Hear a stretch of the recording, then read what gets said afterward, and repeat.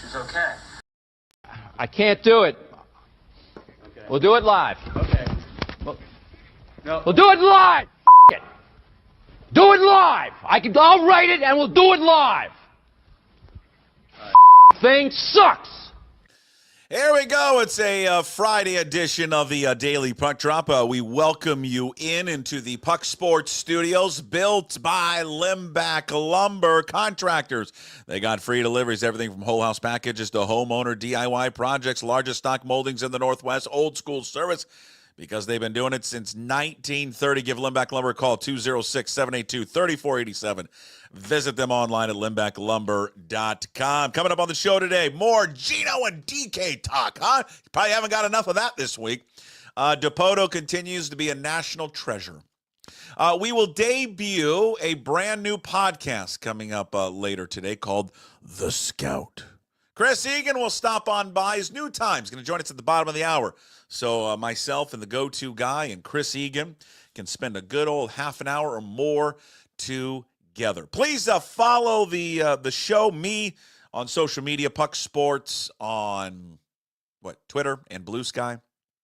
Also on Instagram, Puck_sports on TikTok, and you can find us on Facebook there as well at Puck Sports. Also, that QR code that you see on your screen, if you're watching this live or later, that will take you to the Puck's Posse membership. Sign up $5 a month, and you get a discount if you sign up for a year. Or you can just go to the website, pucksports.com. Top of the website will take you there as well. You get exclusive content along with all the free content we do every single day. But the exclusive content like Ryan Divish, our baseball visits with him every single week, and our 7-part series leading up to the NFL draft with Dane Brugler, author of The Beast. Of course, he covers the draft for The Athletic. But ladies and gentlemen, from Bend, Oregon, no hat, looks fresh and clean. Do you have an interview today? Ladies and gentlemen, it's Jim Moore, brought to you by... Hey, Puck, I'm brought to you by A Clean Streak, professional washing and exterior cleaning service, proudly serving Island and Skagit counties for more than 10 years. If you need your roof cleaned, your gutter cleaned, your windows washed, pressure washing, the driveway, Brian Turner and his crew, they do it all for you at A Clean Streak. For a free estimate, call 360-395-5748 or visit acleanstreak.com. Also brought to you by Monday, Wednesday, and Friday. Although, Puck, I haven't told you, next Wednesday I'll be flying to Arizona during the show. So I just wanted to give you the heads up that I might have to miss that, because I got to go down, watch some spring training games, talk to Jerry about what's going on with his team, and then maybe play some golf. You're not going to do any of that. You're going to watch baseball and play some golf. You're not talking to anybody. You know that, and I know that. Stop lying to the audience and me. What, you don't think I'm going to get an interview with Jerry? I don't think you're going to nail it. No, I don't think so. Yeah, I'd love for it. It'd be great. Put you on Write It Off, courtesy there of the home course and A Clean Streak. Yeah, okay. The home course, yeah, thank you for the segue there. The seamless transition to the home course. Also one of the sponsors of my Monday, Wednesday, Friday appearances, and next week, Monday and Friday anyway. Annual stay and play package starting at $109. You pay for a room there in DuPont one night. You get 2 free rounds plus a cart at the home course. 5 conveniently located hotels there in DuPont. Limited number of packages available, so book today. It's now through May 31st. Just visit thehomecourse.com/stay. That's thehomecourse.com/stay. There you go. So you're off next Wednesday and Friday. No, Friday I'll be there. Oh, well, you don't have to, whatever. You don't have to do it. Well, it's up to you. Don't you think there'll be some listeners that would miss me, or no? Not really. Come on, somebody on the chat thing. Everybody will miss you. I'll be gone the next week. We're flying. We're missing each other by a week. I'm going down on the 19th for a few days.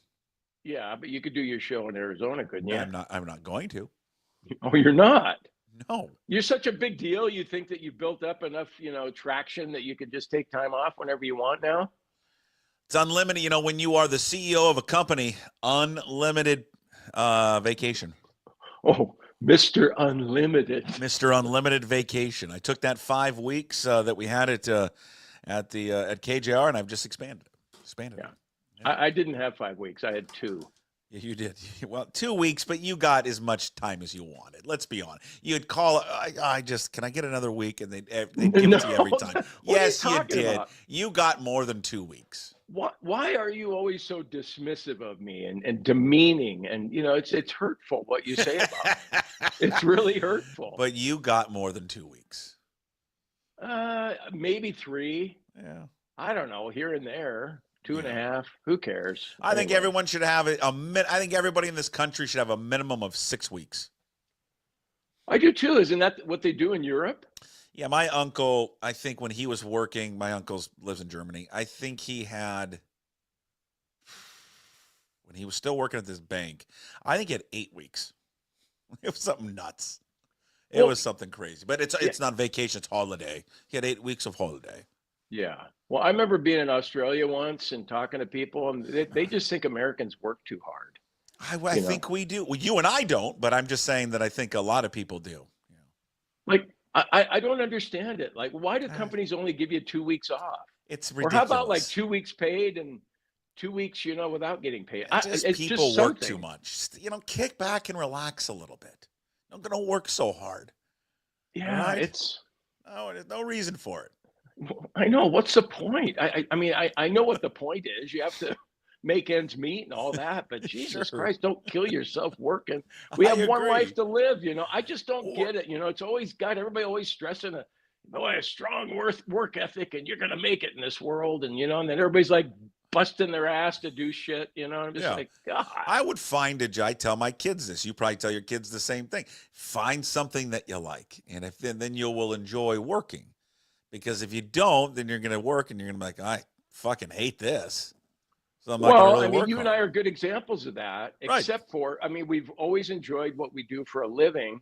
It's just that the living hasn't been all that lucrative with what we do. So there is a downside to it, but I've never regretted being a sports writer or a talk show host. But that's why we gamble.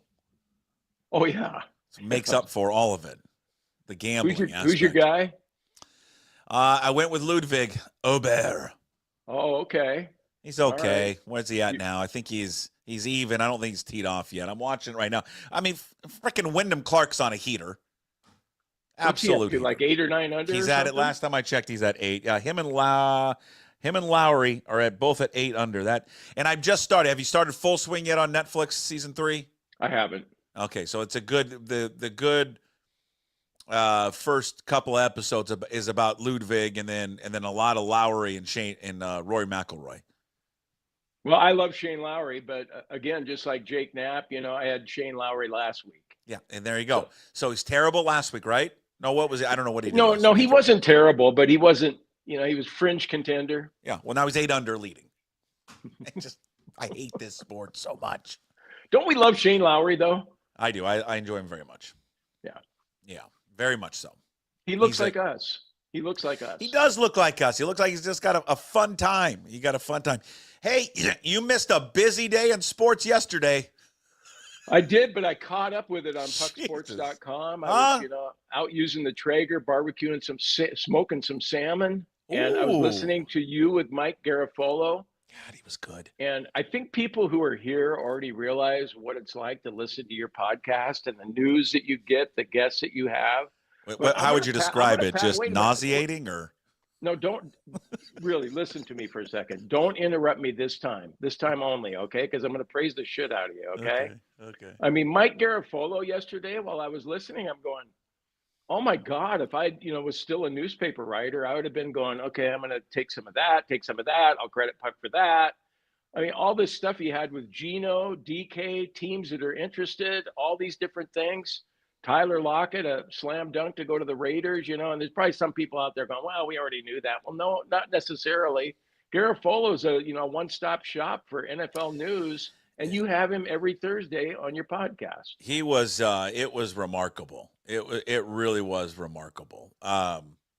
He just was crushing it. I mean, I just couldn't keep up with him. I couldn't keep up with him. In terms of all the news that he was coming up forward with. I mean, I just could not keep up with it at all. And I've already, just for your listeners' benefit, I've already busted Puck's chops for asking 2 questions twice. So. Oh, And yeah. Well, because I couldn't keep up with it. I mean, I couldn't keep up with everything he was saying, and I'm like writing everything down so I don't miss anything. And I'm like, hey, did you say that the Packers are interested? Yeah, I already said it, you idiot. So the 3 teams that he was talking about with Metcalf, anybody that missed that yesterday, Metcalf was the fact that he listed 3 teams, and Packers have been mentioned before, Carolina and the Raiders. Those are the 3 teams hotly after him. And then the info about Geno Smith. Listen, he said he knows for a fact that one team for sure is pursuing Geno Smith hard, and there are several other teams inquiring about trading for Geno Smith. This could be one of the craziest off seasons in Seahawks history. I'll tell you that. I mean, absolutely nuts. Because we know Tyler Lockett's gone. And then for those who missed it, and again, I agree with you, Jim. Everyone's going to say, well, obviously there'd be a connection to the Raiders. I'm telling you, he said it's like 90%, 99% sure he's going to go to the Raiders, Tyler Lockett. So let me just tell you this without telling you this. I think he kind of knows what's going to happen with Tyler Lockett. So Lockett goes there. Hell, maybe they pull off a deal for DK. Maybe there's a package deal for DK and Geno. Who knows? I mean, God, can you imagine if in a world where they offered you Max Crosby for Geno Smith and DK Metcalf, would you take that? Of course. Is there anybody? You take it so fast because you'd be worried that they change their mind. Is there any Seahawks fan, just a hypothetical, like we live in a world of hypotheticals, right? And sports talk, and it's fun. We sit at the bar and just BS about sports, and half the time it's made up, right? That's what we do here. We're not serious, reporters or anything. If they came to the Seahawks and said, and this is not going to happen, hey, we'll give you Max Crosby for Geno Smith and DK Metcalf. How fast could you run to the airport to get Geno and DK on the plane? Yeah. I mean, you just have a difference-making pass rusher on your defense. Oh, my God. It would be so fucking fast to get them out of here. So fast. Someone has said DK does not have a no-trade clause. So I know someone has mentioned that on the chat. There's no trade clause for him. He can go anywhere.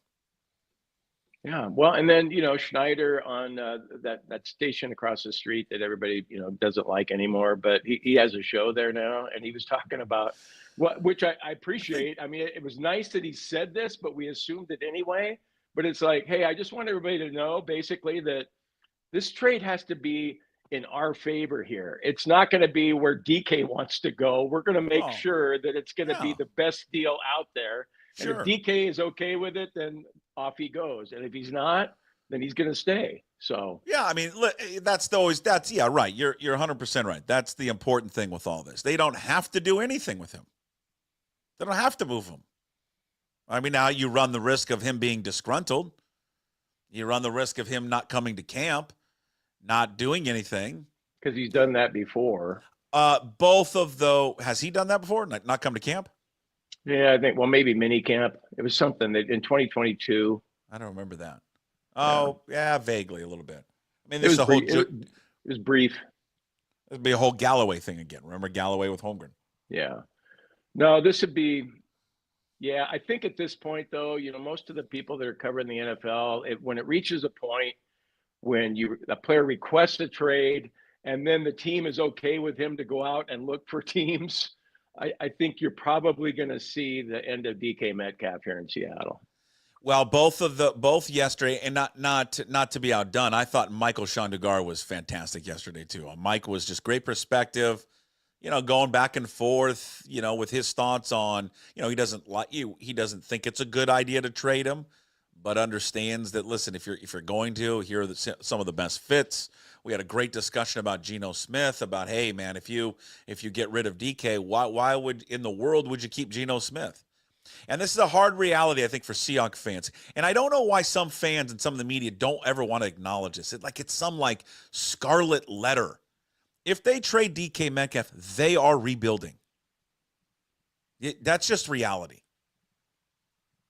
You're rebuilding. Do you not agree with that? I mean, you're getting rid of one of the best wide. You're getting rid of a top wide receiver in the league. How is that not rebuilding? Yeah, I don't know if I could go that far, and I certainly Schneider and McDonald won't be going that far. I mean, they'll still think, hey, we brought this Kubiak dude in. We're going to be focused on that violent, physical running game. And yeah, sure, we're going to miss DK, but we feel like we can still be competitive and all that kind of crap. I know that's what they're going to say publicly, but what they really. Okay, so when they broke training camp last year, do you honestly think? But deep down in the pit of their stomachs, John Schneider and Mike McDonald, that they thought they were a Super Bowl contending team? Hopefully. That's what they hopefully thought. Okay, but Puck, you always talk about Super Bowl champions and how it's not the most important thing in the world to have a number one elite receiver. And you had all kinds of examples of teams that have won without a number one.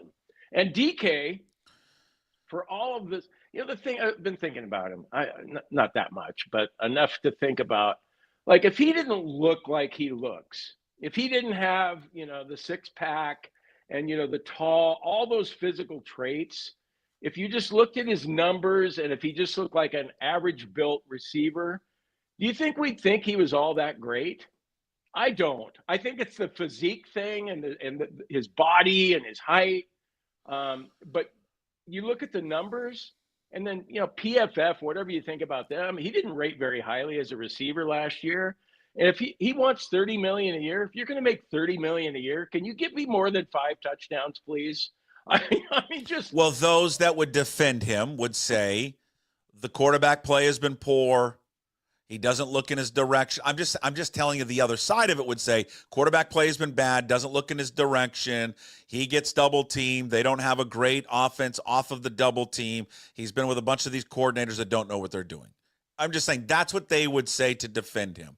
I don't swing all the way that way. I agree with kind of how your premise, how you started it. And it's something that I think I talked with Rob Staten about it on Tuesday.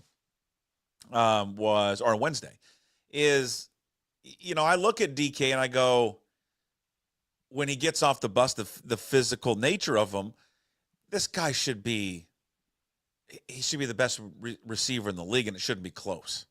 No, I know, but there's that should be, but is he? Well, no, he's not. But but Puck, he looks like he should be. I know, but I think people that are in his corner who would disagree with us would say, yeah, but look who's throwing. You have a quarterback who's not good at getting him the ball. If you put him with a better quarterback, he would be that guy. I don't know if I 100% agree with that, but I'm just telling you that's what the defenders of him would say. Okay, well, let's say he goes to the Raiders, and what? They don't have a quarterback. Yeah, I mean, or pick at Green Bay. Do you think he's suddenly going to go to 1,400 yards and 12 touchdowns? I mean, Jordan Love. I think we all like Jordan Love, and he's an upgrade from Geno, certainly. But I don't necessarily feel like DK is going to be gangbusters if he leaves Seattle, and it's going to be like, well, see.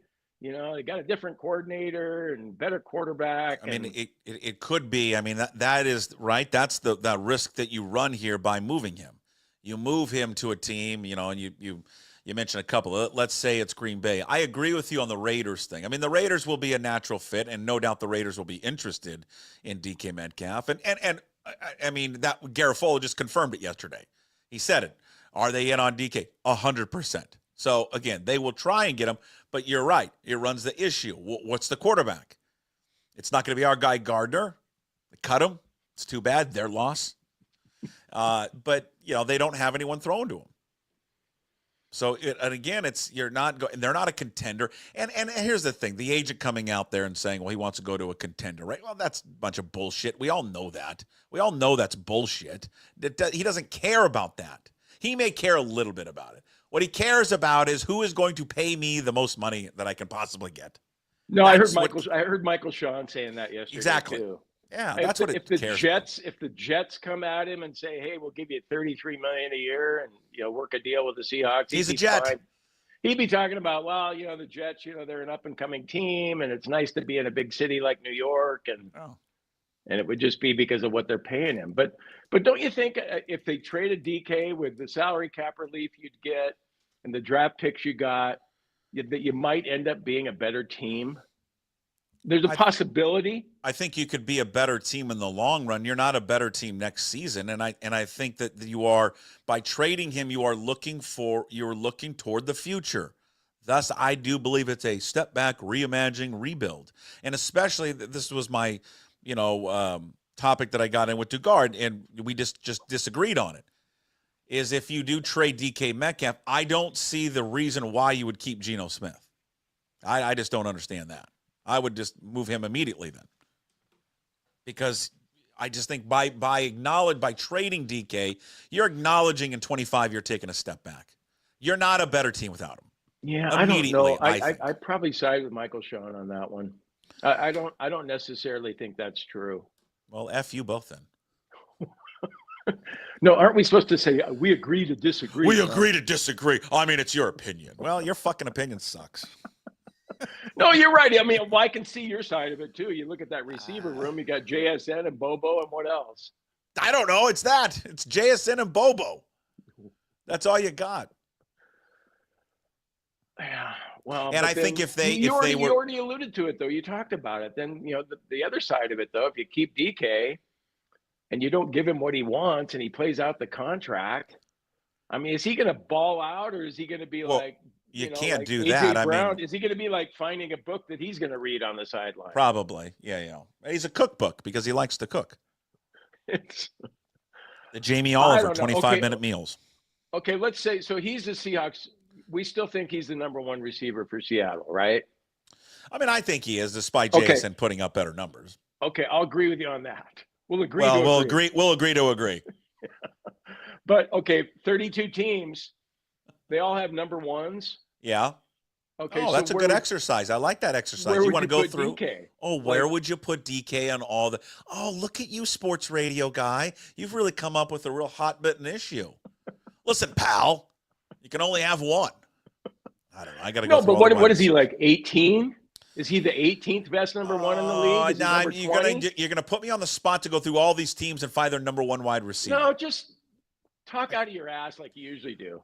He's 16. I don't know. I gotta go look at that. Well, he's okay. My point is that I don't think he's top 10. I think you don't think he's a top 10 wide receiver in the league.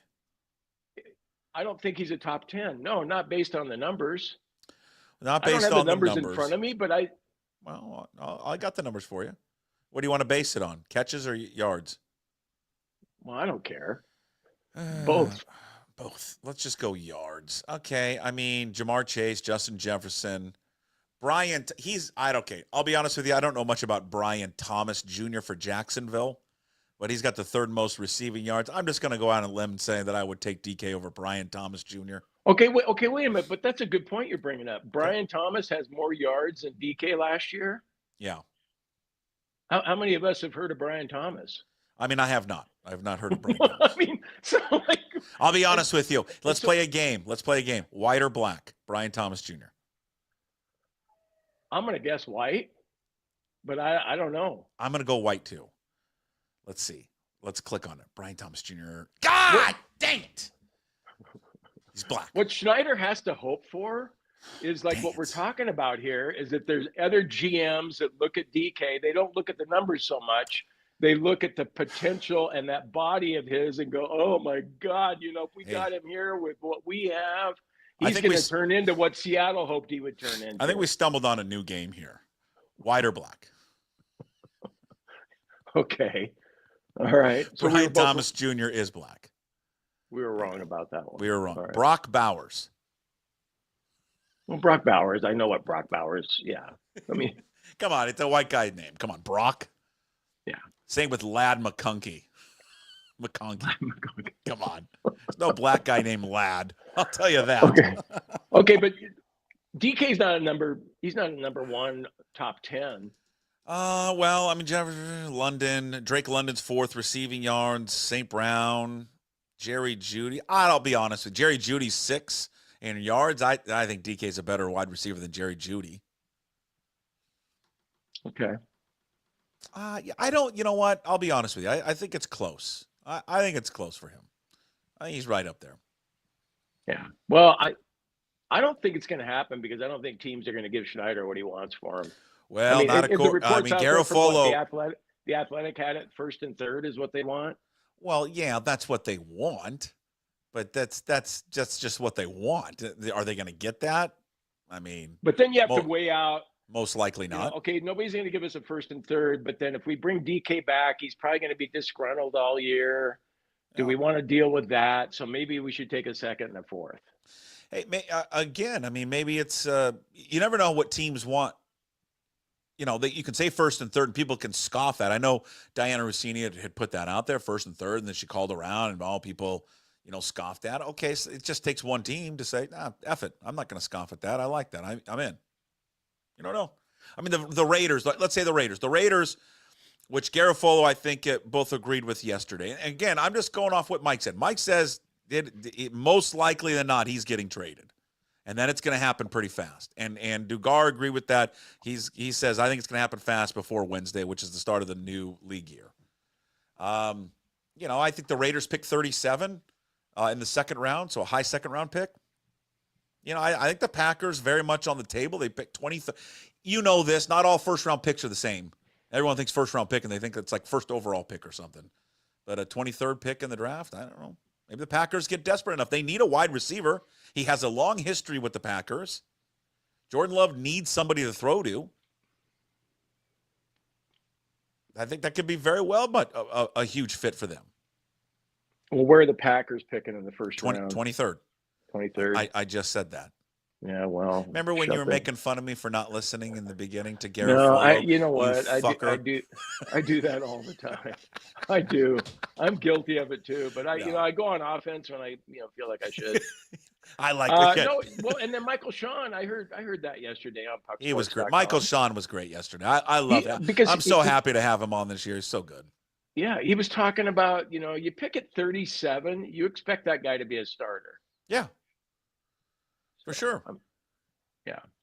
Because 37, I don't know if you know your math, but 37 just barely into the second round by 5 guys. 36. Oh, you're right. That's right. Yes. Thank you. I did not know that until you were able to point that out to me. Yeah.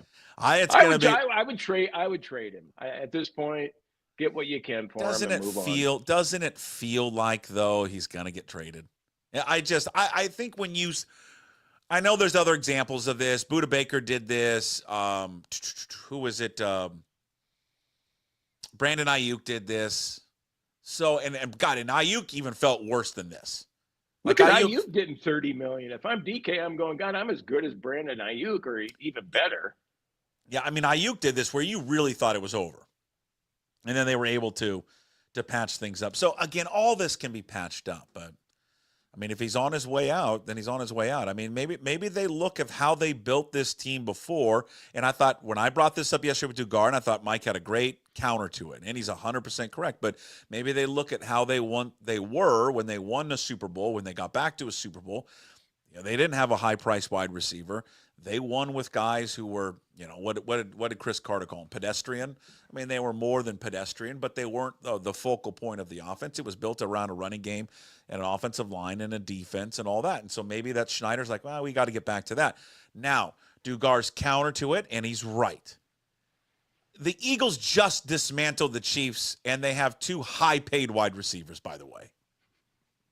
I mean, they did. So the point being, you can win a bunch of different ways. There's just no one clear-cut way to win. How about that, huh? That's breaking news. Put that out there. Okay, let me ask you something here. How do you think DK is on 50-50 balls? I would have thought he would have been better. Would be better. Okay, so do you think most Seahawks fans, if I ask the same question, DK on 50-50 balls, does he win most of those? Does he lose most of them? Is it right in the middle? And the reason I'm asking that is because I just, if I'm Clint Kubiak and I'm coming in, there's probably a part of me that's thinking, God, my offense is clearly going to be better with DK Metcalf as a wide receiver. But I don't want to get into a Jimmy Graham situation where I'm forcing the ball to DK because I need to get my star receiver more involved in the game. I remember how that didn't work out very well with Jimmy Graham. Yeah, I think what I've been amazed with DK, and again, maybe it's the quarterback, maybe it's the scheme. I don't know what it is. But he should be what Mike Evans is in the red zone. Yeah. I mean, he's more physical than Mike Evans. He should be. And he should just, in the red zone, he should just gobble up touchdowns. He's everything. He's what Mike Evans should be. You could, God, I ran out of time this morning because I had to go to the dump. But I wanted to look up how many just nondescript players in the NFL had 5 touchdowns this year, because that's what DK had. And then you just kind of go, well, so-and-so had 5 touchdowns, so-and-so, so-and-so. This nobody in Charlotte had 5 touchdowns, and then you're a guy wanting $30 million. And then, of course, I'll go touchdowns for what? The agent will say, well, they didn't throw to him in the red zone. And then, somebody will do the all 30 and break it down and go, yeah, they did. And I don't know. I just think that he should be more productive for what he's asking for. And that's what DK had, right? It was 5 touchdowns? Yeah. And then, then you have to put an asterisk. Well, he was out 2 games. Well, still, he played 15. Josh Downs had 5 touchdowns. And who's he played for? Indianapolis. Is he white or black? Black. Yes. Yes, good job. No, but there's a lot of examples of guys who scored 5 touchdowns this year that are just nobodies. Jackson Smith and Jigba had 6. Adam Thielen had 5. Matt Collins had 5. Foster Moreau and Njoku. Darnell Mooney had 5. Noah Gray had 5. Dontavian Wicks had 5. Bowers had 5.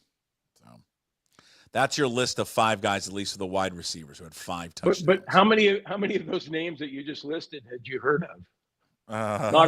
Not all of them. Not all of them, but I mean, Thielen, Hollins, Godwin, Njoku, Moreau, Mooney. I mean, Noah. I don't remember Noah Gray. I remember now that I looked that he's a tight end for the Chiefs. I remember him, but I don't remember Wicks, the wide receiver for Green Bay. I have no idea who that is. Yeah, I don't blame Schneider for not wanting to pay him $30 million. Well, yeah, I mean, again, it's all negotiations. We'll see how it all ends up. All right, he's waiting by. God, I can see him in the green room. It is ladies and gentlemen. He joins us at a new time now on Fridays. It's Mr. Sunshine. It's Friday Fun. Ladies and gentlemen, the Prince of Puyallup. It is Chris Egan. All brought to you by Fat Zach's Pizza. 3 locations in Sumner, South Hill, and Puyallup. Home of the original No Big Deal Pickle Pizza. Visit them at fatzachspizza.com.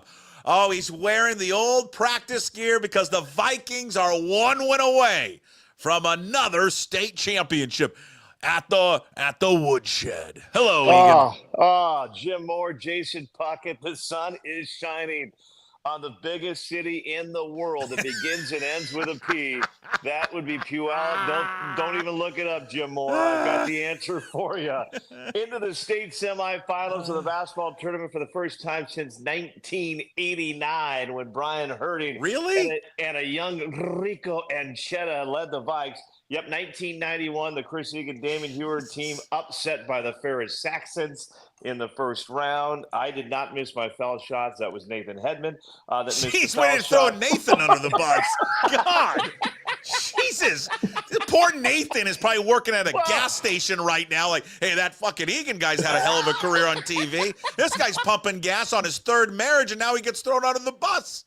Puckett, I'm sitting in the gym one night 10 years ago at Puyallup High, and some old geezer comes up to me and goes, God dang it, Egan, we should have won the state title in 1991 if it wasn't for you in that foul shot. I go, I didn't miss the foul shot. I made my foul shot.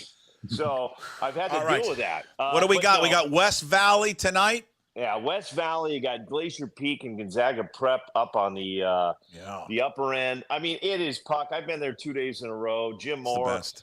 I love it. I mean, it is local excitement. I know you've got two-way going on over in Yakima. You got the bees over in Spokane. It's just so much fun. I really love it. The kids get out of school, they come, they pack the Tacoma Dome, the Sun Dome, and it's just good entertainment. I love being there. And yeah, Puyallup, it's been a little bit of a drought, and they found a way. Kevin Olson, talk about this old story. Kevin Olson went to PLU. Kevin Olson and I, he's the coach, by the way, of the Puyallup Vikings. We played on the 1994 small college flag football intramural championship team. we won that title up at SPU. I think we knocked off Western Washington in the quarters, Central Washington in the semis, and I believe we took out Whitworth in the finals. But it's good. Kevin, since then, and I give Kevin Olson a lot of credit. This is a guy that went to Decatur, had a lot of his players make that transfer from Decatur to Federal Way. Went to Auburn Mountain View and kind of had to battle through some things there as well. Has been at Puyallup for, I think, 10 plus years and done a great job. And I give him a lot of credit in what he's done to get the program where it is. And so it actually, there were some great coaches before him. Coach Campbell that did a great job. And he's got boys playing in Division I right now. But right now, the Vikings 5:30 tonight at the Woodshed, taking on West Valley. So there you go. It's going to be fun. All right. So All right, Chris. Jim, look at this. I found my old practice jersey. Still fits like a glove. Yeah, it does. I was going to say I had two questions. I was nip it wondering out. if that was an actual practice jersey, and if it is, and you look good in that, because I think if I had an old Redmond Mustangs practice jersey, it would just be skin tight. And you look like you could wear that. I mean, it looks like it's 91 all over. I mean, it is kind of a little flak jacket on him. I mean, he can't really move or breathe. But you didn't do the T-shirt thing back then, did you? No, I did because I was so skinny, and I've got a few stories to bounce off of your comments, Jim. First off, 1989, the last time the Vikings were in the semis, actually lost to the Redmond Mustangs in that semifinal game. So it was the Mustangs that knocked the Vikings out back in 1989.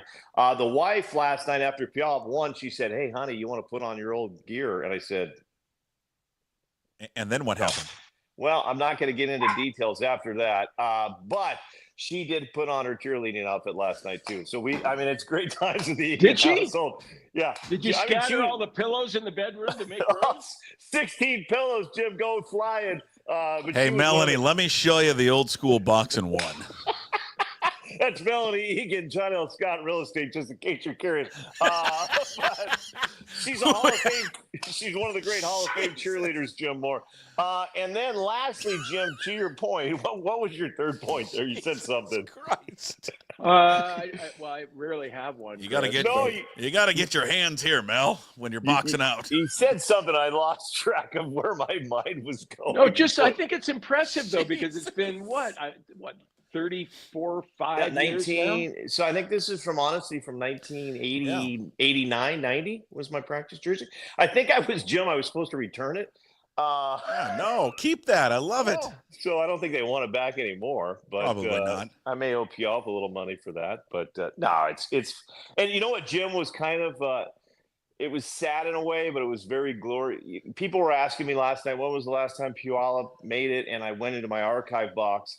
I found a News Tribune from 1989, and the front page, Jim Moore, was, you had Trotter, Borst, Growley, Larry LaRue. There was 7 Hall of Fame writers on the front page only of this. And it was just like, oh my God, remember when newspapers used to look like this? And it was just, it made me sad a little bit, but God, those were some glory days. Who was the better basketball player, Damon or Brock? I thought Damon was, and I never got to play a lot with Brock in basketball, but Damon, he was a guy that he scored, I think, 44 against O'Day, 40 against Franklin. He's 50 against Spanaway Lake. He would just sit in there. He just had a big body. And I see the viewers. I can breathe. It's not that tight on me. This is form fitting. This is how the kids. Wear them nowadays. But Brock was just. There was many games, Jim, where I may have only scored 2 to 4 points because Damon had 60 of them. So he was phenomenal. And now I know where I was going, Puckett. You asked if I wore an undershirt. I always did after the O'Day game. That student section at O'Day, we go up there to play, and I forget my undershirt. and I'm at the foul line. And this is how traumatizing student sections can be. I still remember this to this day, guys. At the foul line, and the entire O'Day student section starts chanting, weight room, weight room, weight room, weight room. Because I was a dripping, 165 back in the day.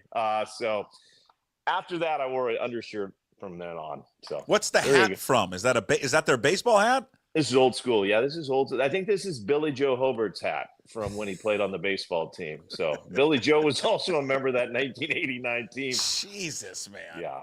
I'm pulling out all the archives tonight. And, No, he muted himself.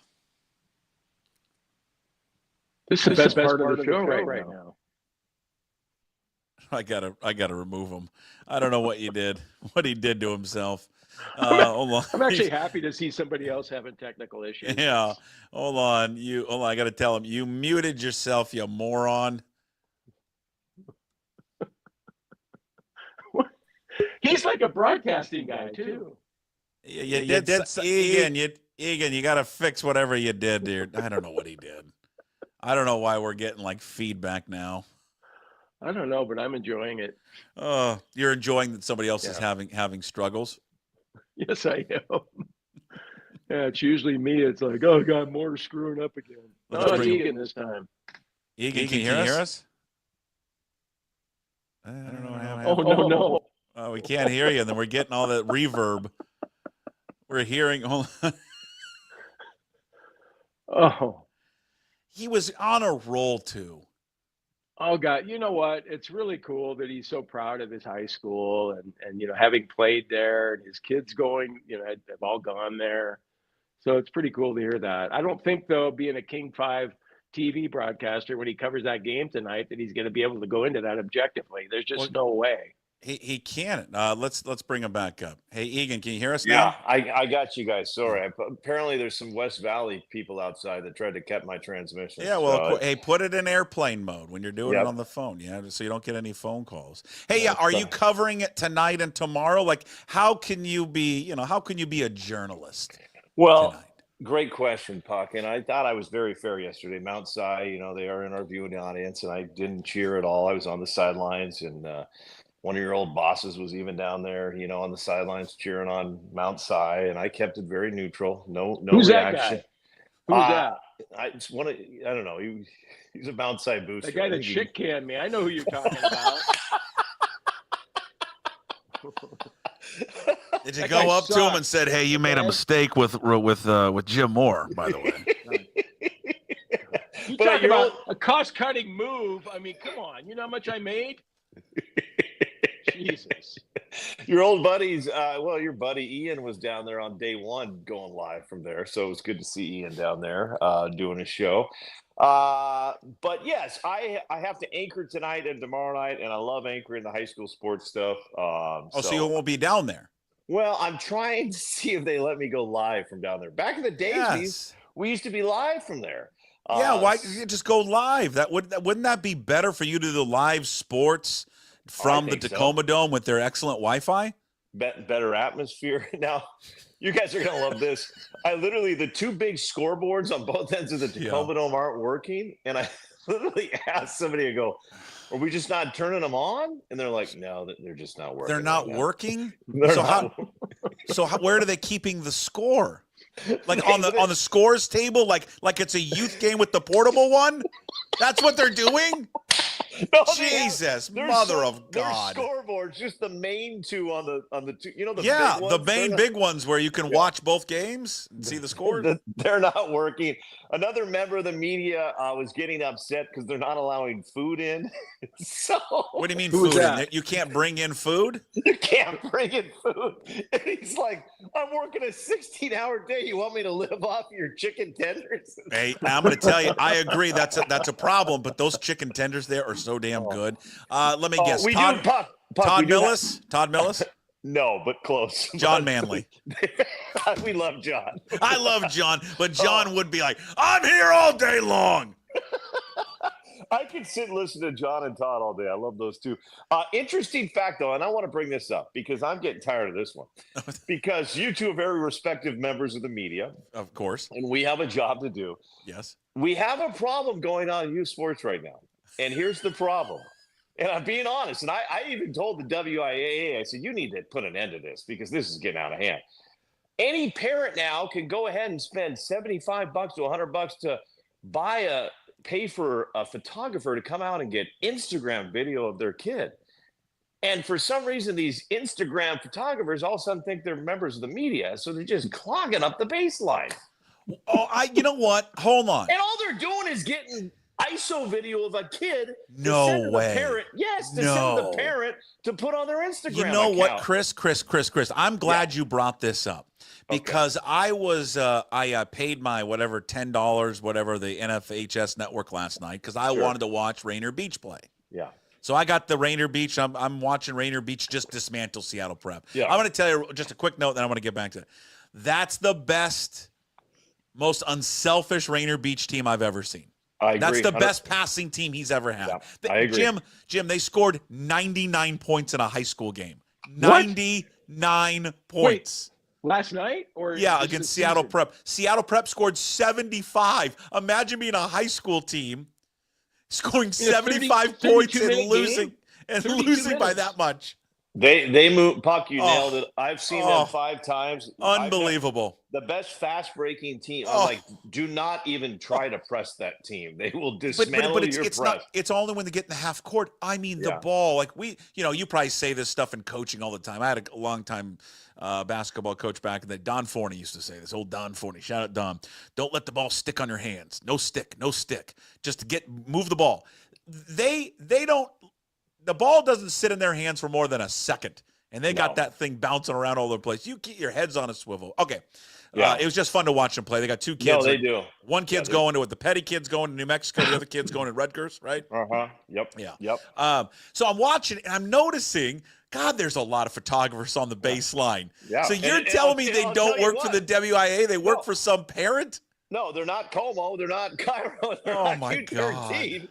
So there's literally – like, I'm like, who are you shooting for? He goes, I'm shooting for that number 4 guy. I'm like, what? So parents are they just buying a seat and then just? No, I don't know how. No, they're getting credentialed, Jim. They're on the baseline. Jim, how can they be getting credentialed? Jim, I asked one of them. He said, "What are? Can you at least name me the 5 W's of media?" And he just said, "What?" He goes, "What?" He goes, "What?" I go, "Well, there's one." The 5 W's. I didn't realize that stuff was going on. You're telling me parents, Chris, you're telling me parents are hiring their own Instagram person to shoot their kid. Yes. Jesus. And they're letting them on the floor. Oh, my God. It's time to put enough. All right. Enough. If it wasn't about me already, I mean, the coaches have enough to deal with. Now they got to deal with like a photographer, like, hey, shoot the ball, Bob. I need a shot of you. I mean, hey, like they're doing little hand signals. Hey, you shoot next time. I got a good angle of you. Yeah. And then are they coming? Are they coming into the huddles and stuff too? I mean, there's a lot of them moving out there, and I'm like, what? Who are you with? Like one point, my buddy with the WIA came over to me and goes, Egan, I think you're the only member of the media here on Media Row that I actually know. Like, well, it's your job to figure out who they are. Hey, when you said they can't bring in food anymore, so like those old school guys that are there all day long that bring in like, you know, the 15-pound sacks of M&Ms and nuts, and they just spread them all around the media table. You can't do that anymore? No. I mean, I had to basically confiscate in a beef stick. I mean, because as you can see, guys, I'm working on my figure, and I didn't want to have those chicken tenders. They are good chicken tenders, though. No, they're not bad. It's just Puck, they're like $12. I mean, you know, as media members, you get chicken tenders for lunch and dinner. You've actually lost money. Yeah. From your day. And I was watching. Who's the kid that's the walking bucket for Puyallup? You know what, Jim? I'm glad you mentioned this kid because I actually love this story, and I didn't know him that well, but I'm learning a little bit about him. His name is Drew Jones, and he hit 26 against Davis, including a clutch shot with like 8 seconds to go to tie it up. He had 33 against Mount Si, and if you've watched Mount Si basketball, they are very fundamentally sound. I think they had their top defender on him, like face guarding him the whole time, and he still hits for 33. And this is a kid, here's the story I like, is this is a kid that had a chance to play for plenty of AAU teams and opted against playing AAU. His dad coached him on one of the Puyallup Viking feeder teams. He is just a hardworking kid that did not play AAU. I think he's a solid Division II. I don't know if he's got the height, to go Division I, but where we're at right now, it's tough, the recruiting world now, because all these D1 and D2s are jumping into the JUCO and pulling those kids out. But the kid knows how to shoot. But there's a point in the game yesterday against Mount Si where this number 11 kid, I think his name's Christian, and he makes just an unselfish pass. And they kept this kid in the game the whole time because he rebounds, he sets screens, and he passes the ball to Drew Jones. And I went to find that guy after the game. I said, I love you because you remind me of me. just a diehard role player that does whatever it takes for the team. You need him. And you watch this Puyallup team, they really play that type of basketball where it's all about the team. Unfortunately, the rest of the team still left play that way too. Gonzaga Prep, I think the coach over there has done just a phenomenal job on building fundamentals. Glacier Peak is having a fantastic year. They play that way as well, and West Valley too. So it's going to be a fun Final Four for the 4A girls. Well, the 3A tonight is, the champion. Yeah. Well, the championship games. Yeah. That's the championship games tonight. It's just terrible that they're on the same side of the bracket. And no disrespect to you were watching the NFHS network and, where you can stream it. But, God, can't we get these things back on TV somewhere? Well, why don't you're on TV. Why don't you talk to your bosses? Get it done. It's a good point, Puck. Maybe I should today. Come on. Yes. And should I go in with my old practice? Yes, walk in there to your boss. And I like everything that they're doing in the streaming network. And I think it's great and it's fun. Mm-hmm. But I'm with you. This thing needs it has to be on local television. And it's it has to be. It just it's well, a at least crime the that championship games. The championship games. Sure. Well, Exactly. What, Puck, if I'm home tonight and I know Rainier Beach is playing Garfield, I'm watching that. I don't know one kid on the team, but I'm watching that game. I can guarantee you that. Because of the rivalry between the two schools, the history of the two schools, the fact that the Metro is king in this state in basketball, absolutely. And what sweatsuit are the Rainier Beach coaches going with tonight? That's what I want. And who's making that decision? They were pretty tame last night. It was just the dark one. Yeah, it was pretty tame. They're coming strong tonight, though. I think they're going to go all orange. I think they're going all orange tonight. Is Crawford an assistant coach? Did I see him? Volunteer assistant. No need to pay him the $500 stipend. Volunteer assistant. Hey, wouldn't that be pretty cool if you're in high school? Oh, that's Jamal Crawford telling me to, hey, work on this. Yeah. And you know what? You probably don't, there's Jamal probably like, hey, let's ease up on your parents with the Instagram thing. You don't need to do that. And when Jamal talks, I'm sure the kids listen too. So I remember the first time I walked into the Tacoma Dome when Crawford was, playing, and I'd never seen him before. And I can still picture myself just walking along the sideline, the baseline. And I looked out there, and then I said to another sports writer, I go, God, who's that kid? It was like, he just stood out he was just a shining light already, and most of it with Crawford was his passing. That's what stood out to me, was just his phenomenal passing. I still remember my two, Jim, would be Isaiah Thomas when he played for Curtis. And I'm like, oh my God, who's this guy?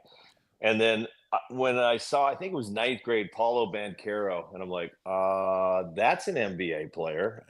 You just see him and it's fun to watch these kids, and these are great moments. And oh my God, the parents. It's just these poor referees out there. I don't know how they deal with it. I heard one mom go, "I'm gonna track you down," and I'm like, yeah, there you go. I wonder why they don't want to ref anymore. What? I wonder why. I'm gonna track you down. Yeah. What is that? Because your son got called for a reach-in. And come on, let's just settle down. I will always say this, and I probably repeat it every year when this year comes around or this date comes around. The single greatest individual basketball performance I've ever seen. I don't care. It was Isaiah Thomas when he dropped 51 on Franklin. I think it was in the quarterfinals or the semifinals. Yeah, I've never seen anything like it. 51 points in a high school basketball game. I remember that puck that they were on that far court. He was unbelievable. He was absolutely amazing that day. Yeah, that was. They ended up losing. They lost, but that was a great Franklin team. I think that's the year they won it. Franklin had Peyton Siva was on that team. Yep. And I'm missing a couple other guys, but and then Brandon Roy actually never won a state title as a player. So interesting little fact there. That's how competitive these tournaments get with these metro teams, and so it's going to be a fun weekend. And, if they win one, hey Chris, if they win one this week, will it mysteriously he'll leave for a year again, or what's the deal with Brandon?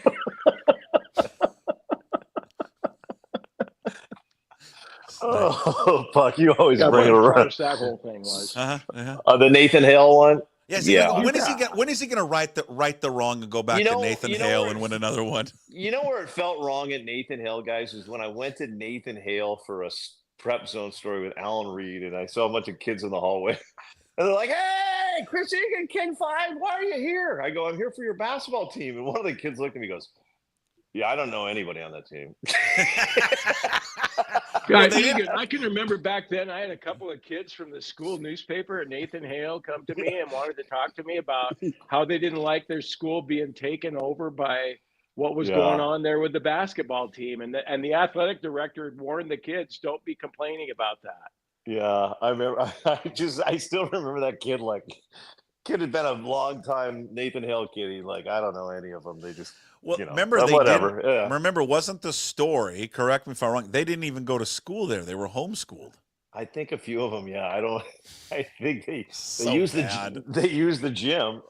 And the dad magically became a Husky coach. It was amazing how the guy with no real coaching experience and not really good at coaching and all of a sudden ended up as an assistant coach at Washington. What do you guys think about this one? I was down there yesterday talking to all the some of the athletic directors. They said a new rule's coming out, a transfer rule. They believe it's going to get passed pretty good, that if you transfer, you have to sit out 40% of the games in every sport that you play in, I believe is the rule. So it's no longer like you get a kid. You get a kid sometimes that will transfer for basketball and try out for cross country. So they got to miss so many, they don't really care about missing. Now they're going to make them sit out every sport that they played in while they're transferring. So if you're a basketball kid transferring to, let's just say you're going from, I don't know why you would ever do it. Let's just say you're going to go from Hazen to Rainier Beach. You can no longer. Hey, don't be ripping on Hazen. That's my old neighborhood. No, I love the Raisins. I love the Hazen Raisins. In fact, my niece goes there. Great little lacrosse player. But if you played basketball, let's just say at Hazen, you're making that transfer to go to Garfield to play basketball. And you decided, well, when I get to Garfield, I'll run cross country or play boys tennis so I don't have to miss out any games. They're not going to let that happen anymore. They're going to make you sit out. But what if you decide you finish your sophomore year and then over the summer you transfer? I think it would apply. I think whatever sport you're going to be playing in, you have to sit out 40% of those games. So what do you do? Just pick and choose when you're playing the crummy teams? The star I think they're just trying to get away from so many people transferring nowadays. So it's the wild, wild west out there. But it's kids, and I don't necessarily think it's the coaches. I just think kids they like to form these dream teams and move all over. Yeah. So look at Jim. Look at Ballard Gymnastics. Geez, recruiting. Hey, and well done on the story there, Egan. Well done. What a great story. The girls got a kick out of it. Did they have an assembly for the team? They had it yesterday. It was great. Oh, good. But you want to talk about the most embarrassing thing that they made them do? Oh, my God. It was I can't even imagine. They made the girls go out there and do their routines in front of the entire school. It was the most. Can you imagine putting yourself in that position? Oh, that's how embarrassing that knew would it was be. coming, though, right? They knew it was coming. They knew it. They were like, "Oh my god!" So the girls like had to go out and do like the beam, like in front of the whole student population, and that's just nerve-wracking. My daughter's out there doing her floor exercise. Her face is redder than just anything that you can imagine. But it was very cool. They honored them. They honored their cheerleading team had won a championship. They honored a kid, what was it, Miles Price, who finished third as a wrestler at state. So it was cool. It was a great event. It was really well done. Something tells me Maury probably put on a show, Jim. She's got a little of her dad in her. She knows how to entertain. Yeah, she does. Yeah, it was a great piece, though, Chris. It was very, very. You guys, the way you shot it, the way you did it, edited it, it made it seem like it was like a real practice rather than just like how they fastly set that thing up to do. You did a great job. Yeah, well, good coach, good team. So we love going everywhere. So yeah. Hey, real quick, what was your favorite before you guys go? Egan, your favorite Justin Turner quote when he just took a flamethrower to the organization? You know, I'm going to be honest with you here. I've not sat down and listened to all of his quotes because I've been stuck at the Tacoma Dome. Oh, so yeah, not stuck there. I have not. Yeah. So I feel bad on that one. So I'll let Jim answer for me on this one. You didn't have a spare 5 minutes to read that story? Jim, my day is so I get maybe a minute to read. Yeah. I don't think you can pick out a best quote because they were all so good. And just talking about how absurd it was for them to not capitalize on the situation they're in. It was. I don't think I've ever read anything like that from a player, where he just went after an entire organization, and then essentially you have players just confirm it the next day to Ryan Divish. Now they did it anonymously, but because they're not going to come out and put their name on it. Well, they're getting paid, I think you could pretty much guess who he talked to. It doesn't really not that hard to figure it out, but they're not going to put their name to it. But they all just agreed with it. Yeah, the one player that mentioned the word intellectual, any intellectual fan would think the same thing. And I'm trying to think, God, which guy in there would use the word intellectual? Well, I mean, it's one of the pitchers, maybe. Yeah, we're in a real. I mean, we can kind of separate ourselves because we like baseball and it's fun. The baseball's gonna be starting here soon. I watched their Cactus League game last night. It was fun to watch it. I'm gonna watch it probably again tonight because they got a game. Because they're doing an actual broadcast tonight with their broadcasters. I had to explain last night. Goldsmith and Angie are doing the game tonight. I had to explain last night, Puckett, to my. By the way, I felt so bad. I can't believe this. I'm like, I saw Angie watching her son's game from Peoria. I'm like, can't we give her the couple days off? And I don't know whose decision that was, but I'm like, these are big moments. You want to be there with your kids, but. So obviously Angie took the time to find the broadcast to watch her son playing from outside, but I felt bad she wasn't there. I mean, you don't get those moments. But I was explaining to my father-in-law and wife last night as the Mariners are just getting shelled in the 7th inning. I go, not concerning, right, guys? That pitching right now is number 98, and at first base is number 97. Right. And there's a chance those two don't make the big league roster. We'll probably see them in Albuquerque. But if you're in the numbers 90 through 100, it's well, Jim, I think you probably have seen it, and Egan, I would do yourself a favor. I mean, Dipoto did another interview. He did an interview with The Athletic, and once again, he just can't help himself in these interviews. I don't know why it's so hard for him just to say something that maybe he doesn't even believe in, or he thinks it's the truth, but just say it. Just say it.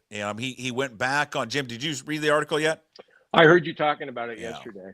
I mean, he just did the whole thing. He basically said, it reiterated where, hey, the 54% thing, I just didn't do a good enough job of explaining it because I think it's a pretty simple idea, but people missed it.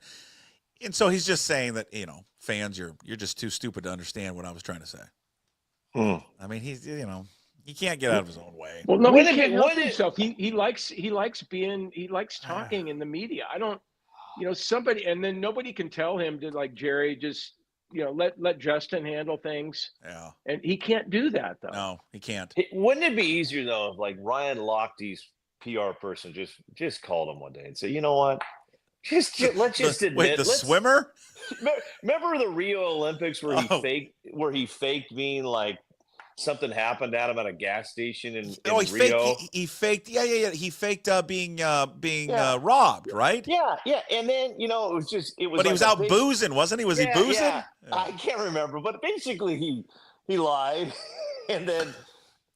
But you know what? America forgives if you just come out and say, it's not hard. I made it up. I'm sorry. And everybody's like, okay, and then move on.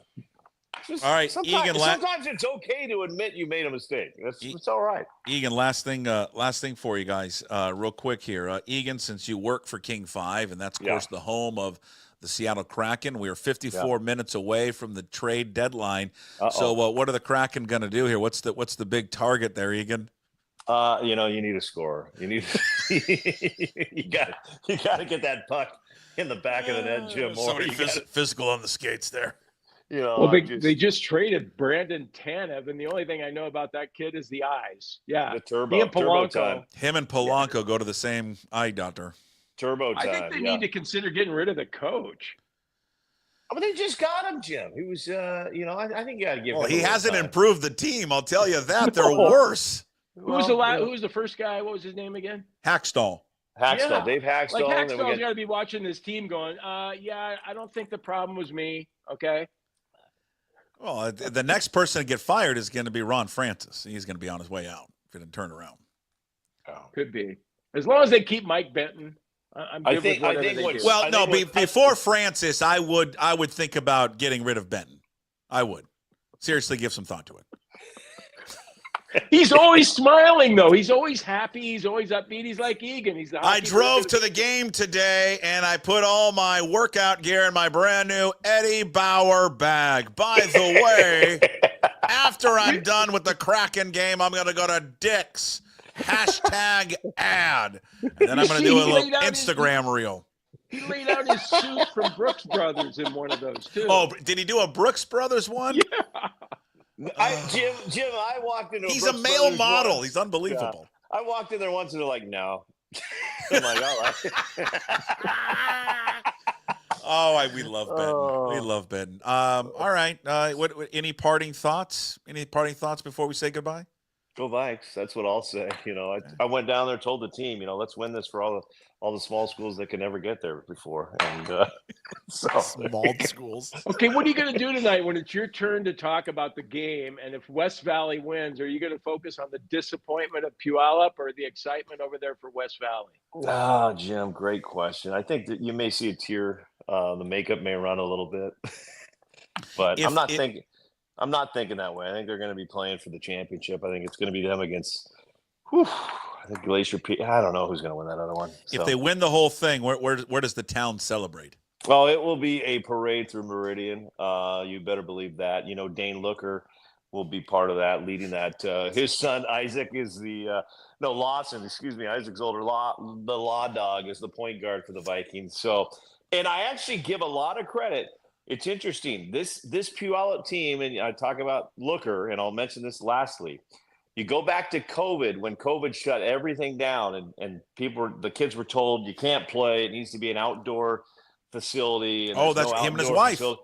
It was Dane Looker, Amy Looker, and the Looker family that got together with the Washington State Fair and decided to asphalt a bunch of outdoor barns so they could play basketball outside. I think this is an interesting story that could come out like this. That team is the team that kind of kept basketball going for the SPSL back in the day when everybody said, no, you can't do it. And they're like, well, can we play outdoors? And they're like, well, if you can find courts. And they're like, well, that was build really it. cool. Yeah. I remember that. Well, all right. Okay, Chris, if they have a parade, it will be Puyallup's version of Marshawn Lynch drinking the Fireball. Will it be Billy Joe or someone else? I think you got to bring back Billy Joe Hobart. Yeah, he would definitely come back. And then probably somebody throwing things from the crowd would be Mark Weekley of the Rogers Rams. He wouldn't be happy with the victory. So,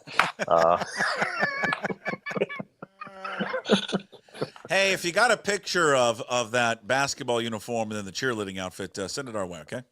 Yeah, you got it. I think that's on That's on Mel Egan Instagram. All right, boys. Enjoy the weekend. We'll see you next week. Okay, Puck. Take care. Love you guys. There they are. Chris Egan, Jim Moore. Friday fun with Egan and Moore. It's great to have those guys on together. We're gonna continue that. We're gonna continue that every Friday. Hopefully, you guys enjoy it here on the Daily Puck Drop. All right. Before we get Hey What the Puck, I'm gonna introduce a new little feature. Now, this is not the one I'm talking about that I've been promoting a little bit for Puck's Posse members that will start the week of opening day. This is another new feature that we're going to periodically, I always have a hard time saying that word, play. It may be once a week or every few weeks. This is an idea, and again, all these ideas in sports media, let's be honest, are taken from others. And there was a bit years and years and years ago when we all worked together at KJR. The great David Locke, I use that term loosely, the great. David Locke used to do a feature that I really, really enjoyed. And it was during baseball season, and he would have this guest on, it wasn't every week, but maybe every couple weeks, and he called it The Scout.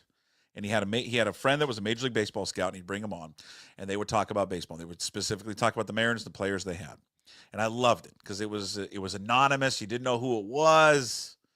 And so you got this look behind the curtain, so to speak, from a scout. And I always thought, you know what, one day I'd like to bring that back. Well, I've got a scout friend myself, and so approached him and said, hey, would you be open to doing this? We talk baseball all the time. All the time we talk baseball.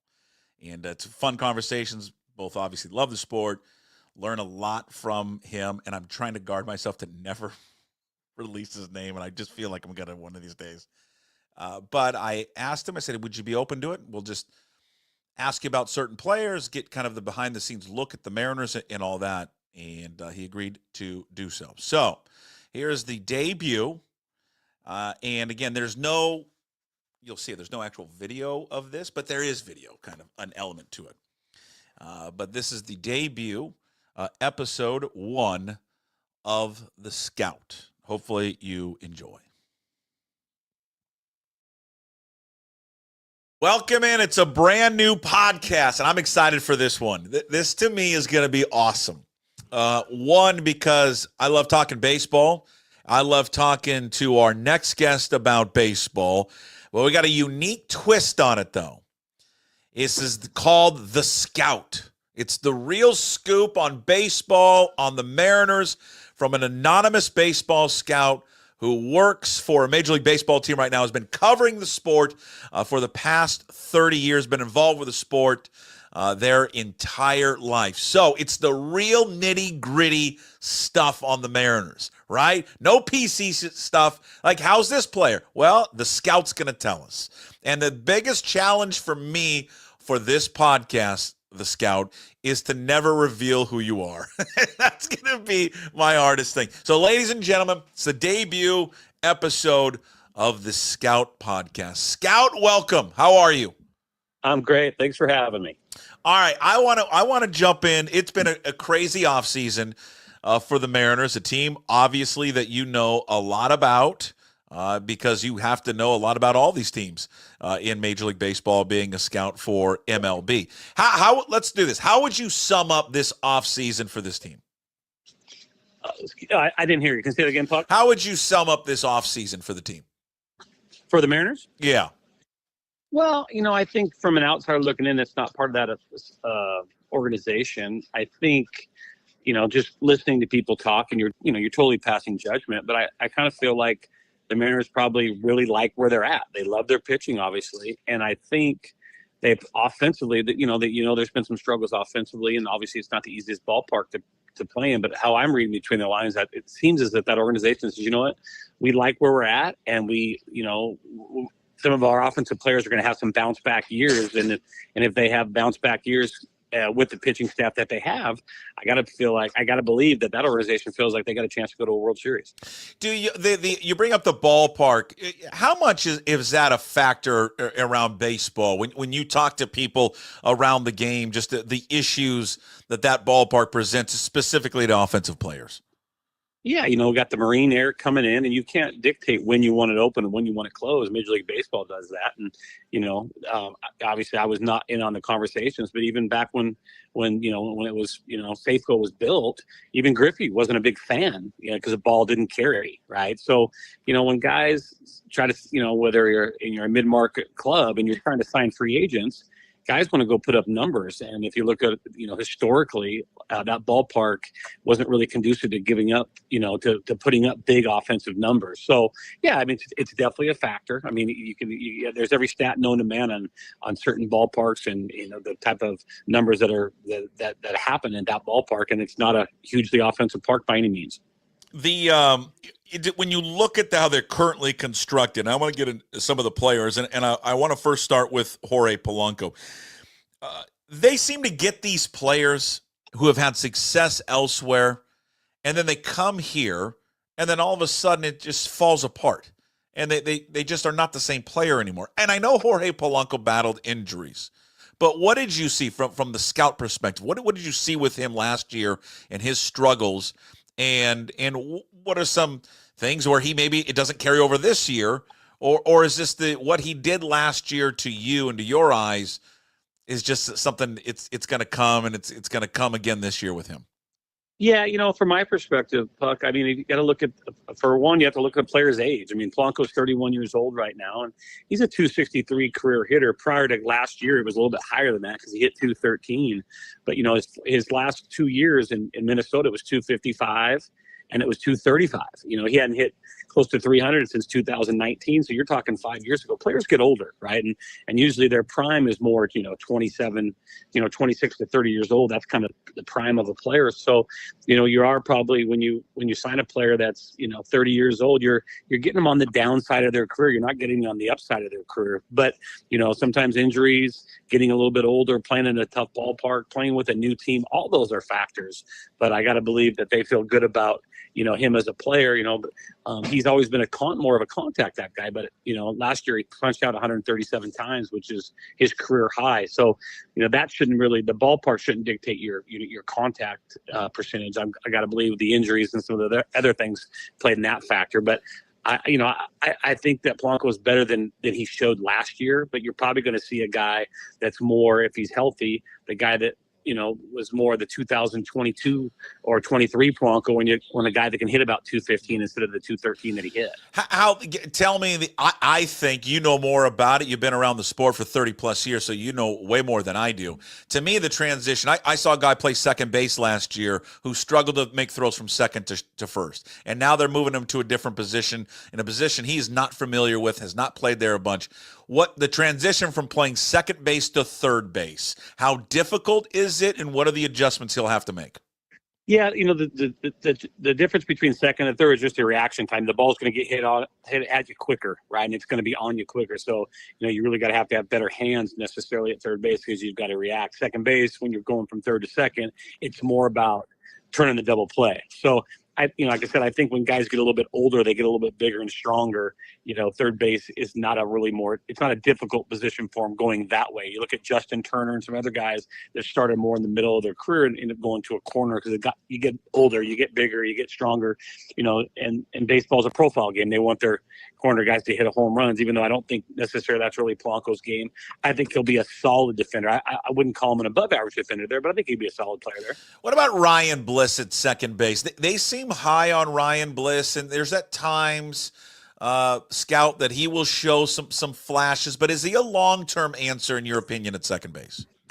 Like I said, that probably to be determined when it comes to Bliss. I fortunately got to see him quite a bit in minor league baseball, and he's a guy with some speed. I look at him more, Puck, as a utility guy that could play.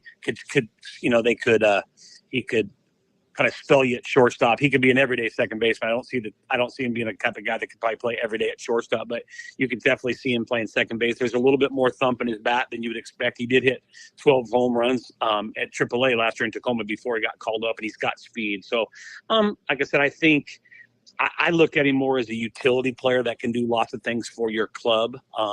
But, if I wouldn't also be surprised if he ended up winning the second base job. Dylan Moore, though, do you think someone like Dylan Moore, who, again, won a Gold Glove, is someone who was, a utility player, which is a great accomplishment for him. But you saw at times last year when he's given more playing time, he can be exposed. Is he a guy, if you give more playing time to, which in most likely will open up as the starting second baseman, is that going to be problematic for this team? Or is his best role just to go back to being that utility infielder, play everywhere? That's kind of been his role. Like I said, and I think you use the word that a lot of people use in the game on the scouting side, Puck, is you get exposed. Guys can stand out there and guys can spell you, but all players have holes and they've got flaws, right? And they seem to get a little bit exposed more the more they play. Once again, I think he's a really great player for your organization. If Dylan Moore is, let's just say, on the Dodgers right now, where they're just absolutely loaded, he's not the guy that has to be the everyday guy. He doesn't have to be a guy that hits in the middle of the order. You can hit in the bottom of the order and have great success, kind of like Enrique Hernandez. A guy like that really brings great value to a really, really good team. I don't necessarily know if certain players like that bring huge value to a team that maybe is really, really looking for offense, if that makes sense to you. Yeah, I want to jump. Yeah, absolutely does. I want to jump over the shortstop position. I mean, I think JP Crawford has been at times a real polarizing probably player on this team. I don't think there's a fan that does not like JP Crawford, but the production just hasn't been there. There's really only just been 1 year. Where have the struggles been for him when you view him?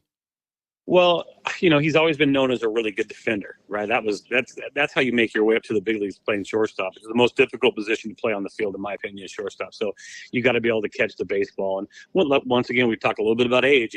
He got up in 2017, I believe, like when he was 22 years old, and now he's 30. So once again, you're losing some of that range and that quickness. And usually when guys, their defense kind of goes the other way. And by no means am I saying JP's defense has went the other way, but probably not as good a defender now as he maybe was 6 years ago. Now you're looking for a little bit more on the bat. In 2023, he hit 19 home runs and drove in almost 70 runs, or driving in 70 runs too as well. So they're just really hard to find. Like I said, when you get a shortstop, that's why he got signed early, right? They signed him to a long-term deal because there's just very few guys in any organization that you feel like can play defense there every day. And also he's left-handed and he's a solid runner, and the older he's gotten, he's got a little bit more thump. He's not a home run guy, but like I said, he almost hit 20 home runs in 2023. But do you think that's his game? I mean, he seemed like a couple of years ago, Scout, he went away maybe from the line drives, getting the bat on the ball, put it in play, to trying to lift it, to hit it out.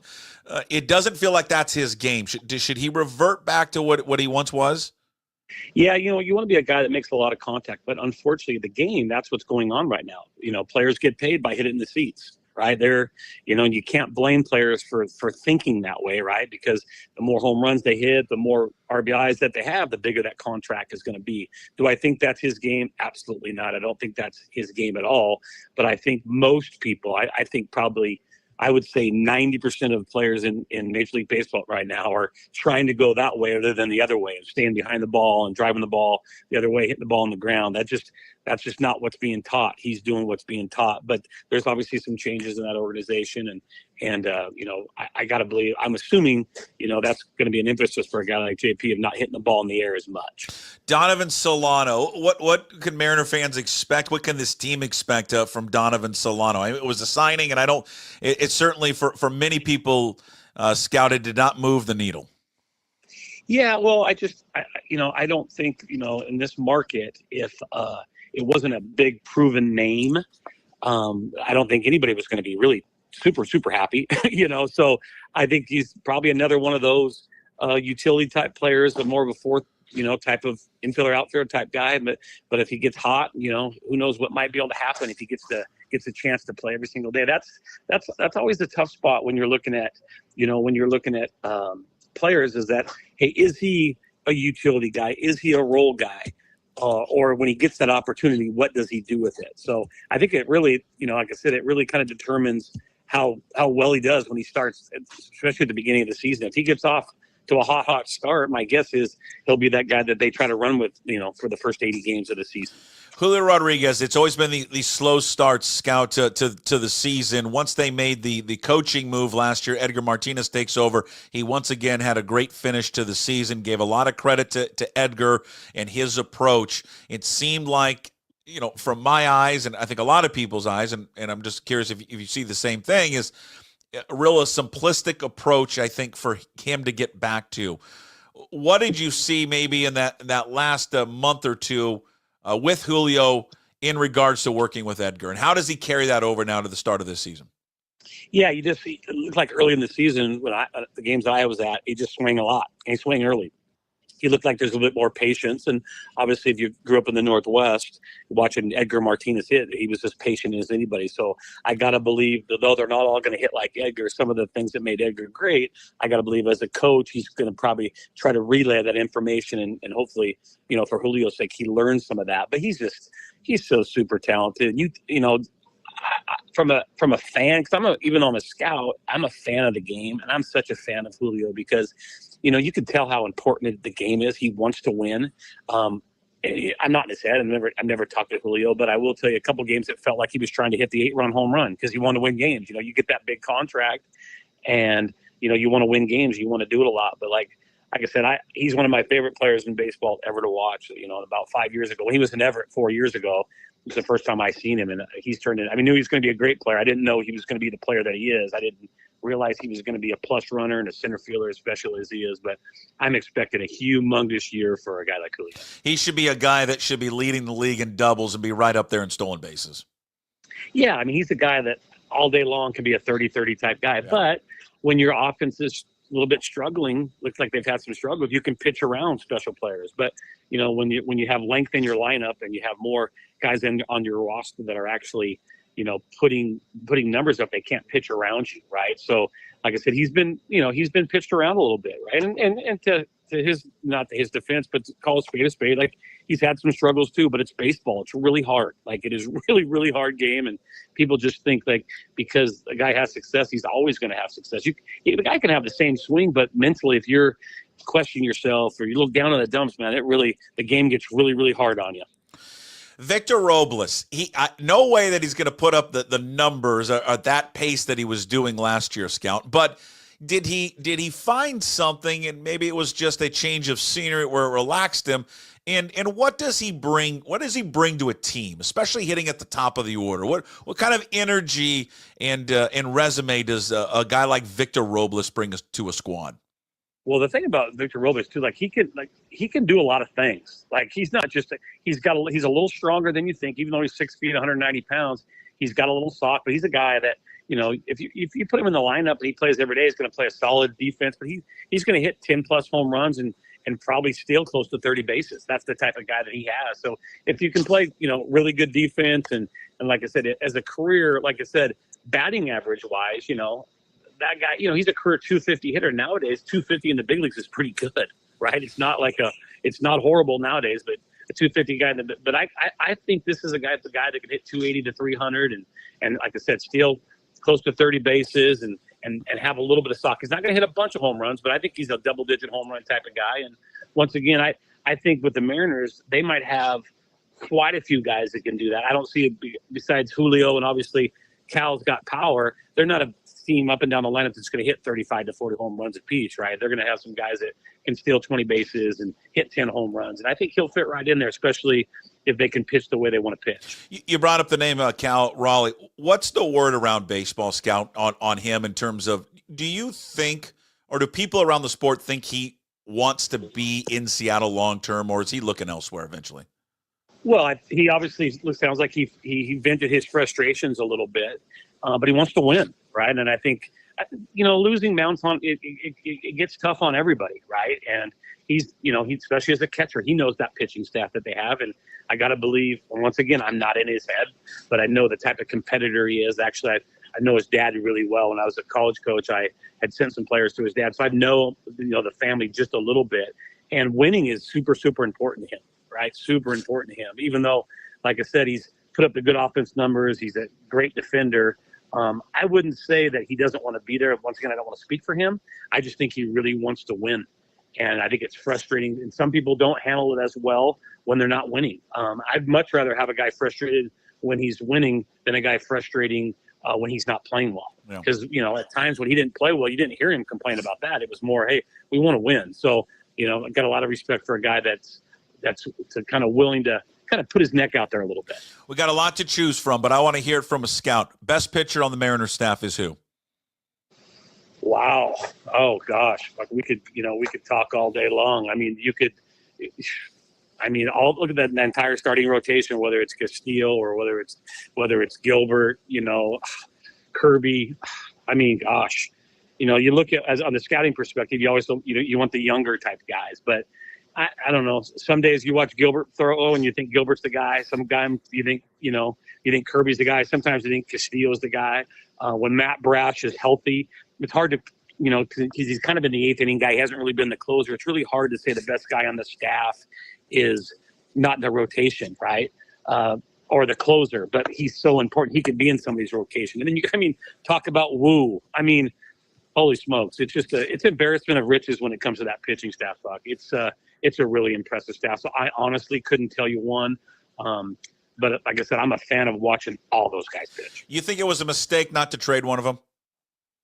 Well, once again, I don't know what was offered. I know that starting pitching is really hard to find, right? And getting rid of any of those guys, if you're a general manager, you expect a lot in return. So I have no idea who was maybe offered out there, but you can't give up a guy that's any of those four guys, whether it was Gilbert, whether it was Kirby, whether it was Castillo, whether it was Woo, and you can go to the bullpen with the other guys, Munoz and Brash, and those guys. You want a lot in return. You want a lot in return for those types of guys. So obviously you want offense because that's what they've been lacking a little bit. But I wouldn't give up a frontline starter because literally all four of those guys at times act like they're a number one. Right? There's not. There's teams in the major leagues right now that don't have a number one, and the Mariners at times might have four. So the typical fan's going to say, yeah, trade one of those guys. Well, you don't want to just give those guys away. You want something meaty in return. You brought up Matt Brash's name, and I want to end there. Are we expecting too much from him this year coming off the Tommy John surgery? All depends what you're expecting. I think that especially if he stays in the bullpen, because like I said, he missed last year. He's not going to be. There's two sides of it. Some people say start a guy so he stays consistent on a routine. You're not using him as much, or put him in short spurts. Like he's dominant. Like when he's at his best, he's as good as any eighth inning guy in Major League Baseball, and sometimes it may be a closer. So no, I don't think so. And if you're going to have an injury, the Tommy John is not. You'd rather have an elbow than a shoulder. Guys come back more from their elbows than they do the shoulder. So, no, I think the expectations should be high, and I expect him to have a great year. There he is, the scout. We get the anonymous take on all things Mariners and baseball from the scout who's been covering the sport for 30-plus years and has been involved in the sport his entire life. All right, The Scout, a new podcast here on Puck Sports, pucksports.com. Check it out on YouTube when you're there. Please subscribe to the channel on YouTube. Also, check it out on your favorite podcast platforms. Please rate and review there, Apple, Spotify, wherever you find your podcasts. And, of course, always up at pucksports.com. We'll talk down the road, Scout. Thank you. Thanks, Puck. Again, a new feature here that we've created called The Scout. Hopefully everyone enjoyed it and how much that we will be doing it, if it's once a week, how often during the baseball season. But I thought it would be cool and a great idea. And certainly, as I mentioned before we started this, is in this industry, we always kind of steal from one another. We cherry pick ideas. And David Locke years and years ago had this great idea called The Scout. And I thought, man, that's a great idea. I'd like to bring that back. And so kind of what Locke did years and years, I was like 20-plus years ago, just to get a Major League Baseball scout's take on the Mariners as we get into the season, where, what is a scout seeing that would be different from someone who covers the team? Or what are they hearing behind the scenes when it gets into a trade, player acquisition? So hopefully everyone enjoyed it. It's kind of in the weeds for some of these baseball geeks. But send me some feedback, puck@pucksports.com. Hit me up on Twitter at pucksports if you like that segment there with the Scout. All right. As we wrap up today's Daily Puck Drop here on a Friday, we've got a little long. Let's get right into Hey, What the Puck. Hey, What the Puck, of course, brought to you by Restoration One of North Seattle. It's your restoration company. It lets you avoid the stress of water, fire, and mold damage with their property restoration services. It is locally owned and operated, kiddos. Make them your first call when those damages affect your residential or commercial property. 206-817-8917. Visit them online, restoration1.com, the North Seattle franchise. So I thought we would do this today. I talked a little bit about it when we had Egan on, and also when we had Jim Moore on at the end. And again, it's not so much not really a commentary, more of an observation, and it's about high school sports. And I love high school sports, and I love high school basketball. And for anyone that's grown up around here, and specifically, well, in the state, in Seattle, 3A Metro basketball is unlike anything in this state. There is no other sport. There's no other conference, division, classification that is better than 3A boys basketball Metro. There's nothing compares to it. Just doesn't. And I'd put it up against anything in the country. The amount of talent that comes out of that league is unbelievable. And I have watched it my entire life. We have, like many of you, I've seen so much talent come out of the Metro League for boys basketball. And I've watched many, many years, have talked to Mike Garafolo, who's the longtime head coach at Rainier Beach. And I don't know how others around the city would feel, because everyone's going to have their favorite team. And, oh, no, this team would beat that team, and that player's better than that player. I sat down last night, flipped on the NFHS network, and I watched, because I hadn't seen Rainier Beach play this year. And I watched Rainier Beach play last night against Seattle Prep. And Seattle Prep's a good basketball team. And Seattle Prep ends up scoring 75 points in a high school basketball game. You score 75 points in a high school basketball game, you should win every one of those games, really running away. They lost by 24 because Rainier Beach put 99 on them. 99 points in high school basketball. And I said it to Egan and Moore, and I'll just repeat it here on Hey, What the Puck. I've watched them closely for 30 years.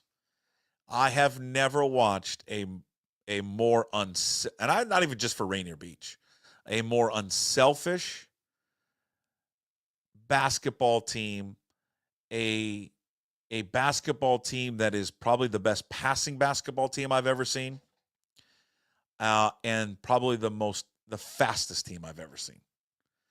The manner in which they play, and Rainier Beach always plays up and down the court, the manner in which they get up and down the court, the fact that they don't let the ball stick in someone's hands, that ball is popping around the perimeter. It just does not sit on someone. You have no idea where the ball is going when you watch. They're so unselfish, almost to a point last time watching it where you're like, some guys are passing up good shots just to get the ball swinging around. It was a beautiful, when the game is played at a high level, basketball specifically, really basketball, and maybe soccer would probably is the same way because everyone's kind of working together, right, at the same time. I think when basketball is played at such a high level by 5 individuals on the court at one time, I don't know, from my opinion, I don't think there's a more beautiful game than to watch that. And I sat there and watched that last night and thought, this is some of the most beautiful basketball I have ever seen. And that's credit to Mike Garafolo. I know Jamal Crawford's an assistant coach or a volunteer coach there, but those kids out there, Caden Powers, who I believe is going to Rutgers, phenomenal. Jalen Petty, who's going to New Mexico, I believe. Nate Robinson's son, Niall Robinson. I mean, just beautiful basketball. I mean, so I guess my point here on Hey, What the Puck is, you don't have any plans tonight. and you want to see high-level basketball, and you want to see two programs with some of the richest history that this state has to offer when it comes to basketball, and if you're a junkie, go down to the Tacoma Dome and watch Rainier Beach and Garfield play tonight. And you want to see two of the powerhouses in this state, the Mount Rushmore of basketball programs, who are separated by, I don't know, a couple of miles, if that, go up against each other. Because it will be as intense of a basketball game that you will see on the court tonight. It's a shame it's for the semifinals, but that's the way it is. But that will be great. You like great theater and great sports, you're going to get it tonight at the Tacoma Dome. If you can't make it down there, just go get a subscription to the NFHS network and watch it. But I'm looking forward to it tonight. I think it's going to be awesome. Awesome to watch those two programs go against each other. And to watch Rainier Beach the way they play is just beautiful. All right, that's Hey What the Puck. It's all brought to you again by Restoration One. Your restoration company lets you avoid the stress of water, fire, and mold damage with their property restoration services. Locally owned and operated. Make them your first call when those damages affect your residential or commercial property. 206-817-8917. Visit them online at restoration1.com, the North Seattle franchise. Big thanks to Chris Egan and Jim Moore jumping on the program today. Hopefully everyone enjoyed the new podcast that I debuted today called The Scout, Anonymous Baseball Scout. It's had 30-plus years in baseball, giving you an inside look on the Mariners. That will be up on all the podcast platforms, up on YouTube as well. Thank you for listening and watching today.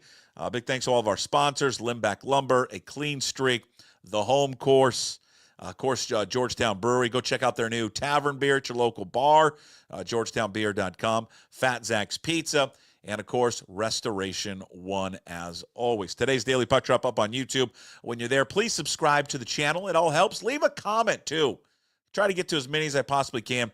And then on all the podcast platforms, Apple specifically and Spotify, please, please, please leave a rating and leave a comment. It really does help the podcast and kind of push the podcast up those charts. So if you like it, even if you don't like it, leave a comment. It really does help. And, of course, always up at pucksports.com. When you're there at pucksports.com, please, I encourage you, become a member of the Pucks Posse, $5 a month. You support all the free content and the VIP and exclusive content we create as well, including our baseball coverage with Ryan Divish of the Seattle Times, and then our ongoing NFL Draft Countdown coverage with Dane Brugler from The Athletic. Go check it out at pucksports.com. All right, everyone, enjoy your weekend. We will talk to you tomorrow. I forgot to put the close of the show in today, so I've got to now scramble to get the close of the show today because I'm an idiot, and I wasn't paying attention when I was trying to do all this stuff earlier. Now, I finally found it. Here we go. All right, enjoy your weekend. We'll see you Monday. As always, promise to be better. No shoes, no dice. Would anybody like to smoke some pot? Yeah. I was born to love you. I was born to lick your face. I was born to rub you. But you were born to rub me first. What do you need my address for? We'd like to send out a mailer. Mother of mercy, I don't speak Japanese!